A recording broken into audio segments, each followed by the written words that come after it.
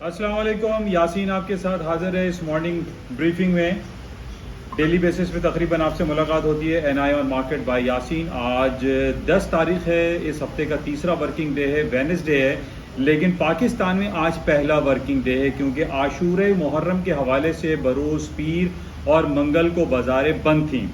अच्छा, आज हम ये देख रहे हैं कि पाकिस्तान की जो स्टॉक मार्केट है वो तकरीबन 500 पॉइंट प्लस में है, और उसके प्लस होने की वजह आपको, जैसे कि मैंने आपसे पहले भी ये कहा है कि जब आम तातीलात होती हैं और वो बड़े पुरसुकून और अच्छे अंदाज में गुजरती हैं तो उसका पॉजिटिव इम्पैक्ट बाज़ारों पर आता है, और यही कुछ पॉजिटिव इम्पैक्ट आज हम कराची स्टॉक एक्सचेंज में देख रहे हैं कि Pakistan stock market 500 point plus में है। और इसकी तमाम और जो तफसीलात हैं वो हम yasinanalysis.com के प्लेटफॉर्म पर शेयर करते हैं।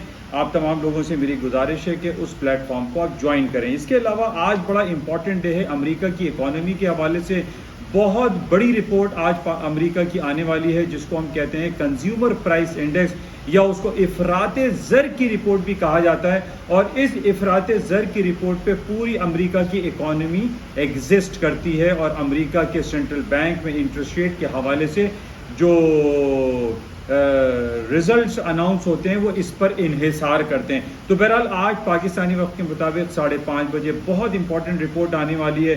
सोना, चांदी, स्टॉक्स, करेंसीज में एक बड़ी मूव आ सकती है।